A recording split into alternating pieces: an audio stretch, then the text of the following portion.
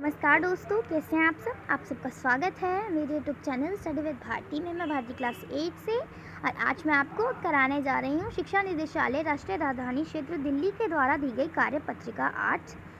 ये विषय हिंदी की है। तिथि 17 अगस्त 2021। हमारी कक्षा 8 के लिए है। विद्यार्थी का नाम, यहाँ पे आप अपना नाम लिख लेंगे, यहाँ पे आप अपनी कक्षा अध्यापक का नाम लिखेंगे। प्यारे बच्चों, आज हम आपकी पाठ्य पुस्तक वसंत से पाठ लाके चूड़ियाँ लेखक कामनाथ का तीसरा भाग पढ़ेंगे। कहानी को आप एक बार में ही अपने पुस्तक से पूरा भी पढ़ सकते हैं। यानी हमारे जो वसंत का पुस्तक है उसमें पार्ट 2 है लाकी चूड़ियाँ, जिनके लेखक है कामनाथ। तो उनके जो पाठ है उसका हम तीसरा भाग पढ़ेंगे। जो हमारी पहले 2 वर्कशीट आई थी उसमें हमने पहला और दूसरा भाग पढ़ा था। अब हम तीसरा भाग पढ़ने जा रहे हैं। और आप एक बार में ही जो बुक है वसंत की उसमें से जो है एक बार में ही पढ़ सकते हैं, ठीक है। तो वहाँ हमने पढ़ ली थी। उसके आगे ये जो है ये वर्कशीट उसके आगे ये आपको दिया गया है पढ़ने के लिए। तो चलिए पढ़ते हैं। यदि संसार में बंधु को किसी बात से चिढ़ती तो वह थी कांच की चूड़ियों से। यदि किसी भी स्त्री के हाथों में उसे कांच की चूड़ियाँ दिख जाती थी तो वो अंदर ही अंदर कुड़ उठता और कभी कभी तो 2-4 बातें भी सुना देता। मुझसे तो वह घंटों बातें किया करता। कभी मेरी पढ़ाई के बारे में पूछता, कभी मेरे घर के बारे में और कभी यूं ही शहर के जीवन के बारे में। मैं उससे कहता कि शहर में सब कांच की चूड़ियाँ पहनते हैं तो वह उत्तर देता, शहर की बात और ही है लल्ला। वहाँ तो सभी कुछ होता है। वहाँ तो औरतें अपने मर्द का हाथ पकड़कर सड़कों पर घूमती भी हैं और फिर उनकी कलाइयाँ नाजुक होती हैं ना। लाख की चूड़ियाँ पहने तो मोच ना आ जाए। कभी बदलू मेरी अच्छी खासी खातिर भी करता। जिन दिनों उसकी गाय के दूध होता वह सदा मेरे लिए मलाई बचा कर रखता और आम की फसल में तो मैं रोज़ ही उसके यहाँ 2-4 आम खा आता था। परंतु इन सब बातों के अतिरिक्त जिस कारण वह मुझे अच्छा लगता था वह यह था कि वह मेरे लिए 1-2 गोलियाँ बना देता था। यानी कि जो बदलू था, बदलू काका जो थे, उनको अगर किसी चीज़ से संसार में चिढ़ थी, किसी चीज़ से गुस्सा आता था, किसी चीज़ को देख के अच्छा नहीं लगता था, तो वो था कांच की चूड़ियाँ। तो अगर वो किसी भी लेडीज़ के, किसी भी स्त्री के हाथ में, किसी भी औरत के हाथ में अगर वो कांच की चूड़ियाँ देख लेता पहने हुए तो वो उसे 2-3 बातें सुना देता और यानी अंदर अंदर कुड़ जाता, वो गुस्से में आ जाता और वो किसी दिन जो है उन्हें 2-3 बातें सुना देता था, ठीक है। और लेखक कहता है कि वो मुझसे तो पढ़ाई के बारे बहुत सारे बातें किया करता, घंटों बैठ के कभी मेरे पढ़ाई के बारे में पूछता, कभी उसके घर के बारे में पूछता। तो और जब मैं वो तो लेखक कहता है कि जब वो उसे बोलता है कि काका शहर में तो सब जो है वो कांच की चूड़ियाँ ही पहनती हैं, तो बदलू जो है वो उत्तर देता कि शहर की तो बात ही कुछ और है, शहर में तो हर चीज़ होता है और जो उनकी जो कलाइयाँ होती हैं, शहर की लेडीज़ की जो कलाइयाँ होती हैं वो नाजुक होती है। चूड़ी पहने तो मतलब मोचना आ जाए, नहीं कि नाजुक मतलब वो ये समझते कि वो बिल्कुल मेहनती नहीं होती हैं, वो कुछ काम नहीं करती हैं, तो यानी वो ये समझते हैं, ठीक है। और ये वो लेखक कहते हैं कि कभी कभी वो मेरी खातिरदारी भी करता था।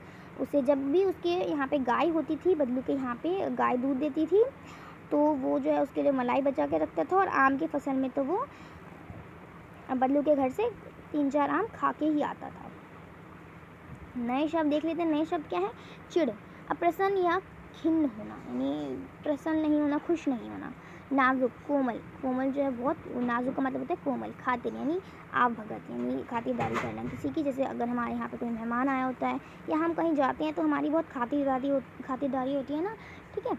अब देखते हैं प्रश्न उत्तर। गद्यांश को पढ़कर निम्नलिखित प्रश्नों के उत्तर छांटिए। गद्यांश को पढ़ना है, यानी गद्यांश को तो हमने पढ़ लिया। अब इसके उत्तर देख लेते हैं। बदलू को किस बात से चिढ़ थी? लाख की चूड़ियों से, सोने की चूड़ी से, कांच की चूड़ी से या प्लास्टिक की चूड़ी से? तो उसको किससे चिढ़ थी? कांच की चूड़ियों से। तो ये इसका आंसर हो जाएगा। अब ये बदलू लेखक से किस बारे में बात किया करता था? पढ़ाई, घर व शहर, खेल, दुकान व गाँव, नौकरी, खेत व स्कूल, खाना, बाग या फैक्ट्री। तो किसके बारे में बात करता था? वो पढ़ाई, यानी लेखक के पढ़ाई के बारे में, घर के बारे में और शहर के बारे में। लेखक को किस कारण बदलू सबसे अच्छा लगता था? वह उसके लिए लाख की गुड़िया बनाता था, वह उसके लिए लाख के बर्तन बनाता था, या फिर वह उसके लिए लाख के खिलौने बनाता था, या वो उसके लिए लाख की चूड़ियाँ बनाता था। क्योंकि वो उसके लिए लाख की गोलियाँ बनाता था। तो पहले का ख हो जाएगा, दूसरे का क हो जाएगा और तीसरे का भी क हो जाएगा। ठीक है, तो ये आप इसका कर लेंगे। निम्नलिखित प्रश्नों के उत्तर लिखिए। आपके विचार से बल्लू कांच की चूड़ियों से क्यों चिढ़ता होगा? अनुमान लगाइए। उसके बाद आपको दिया गया है शहर की बात और ही अल्लाह, ये इसमें बहुत बड़ा हुआ ना, इसलिए इन्होंने ऐसे लाइन डाल दिया। हमने अभी गद्यांश में पढ़ा ना, तो वही दिया गया है। शहर की बात और ही अल्लाह, लाख की चूड़ियाँ पहनती तो मोच ना आ जाए। ठीक है, ठीक है, तो ये इसका आंसर लिख लेंगे। ठीक है, तो वो बोलते हैं कि आपको ये बताना है कि वो शहर के औरतों के बारे में क्या सोचता होगा, और ये लिखना है आपको। ठीक है, आप नीचे देखते हैं, नीचे है, आइए एक गतिविधि करते हैं। लेखक बल्लू के यहाँ आम व मलाई खाता था। हमारे यहाँ कोई आए तो हम उसे मलाई या आम अक्सर नहीं खिलाते। आपको गांव व शहर की खातिरदारी व खान पान के अंतर दिखाई देता है, तो उसको लिखिए। तो ये आपकी गतिविधि है और इसमें आप अपने बड़ों की सहायता ले सकते हैं। तो चलिए इसके आंसर्स लिखते हैं।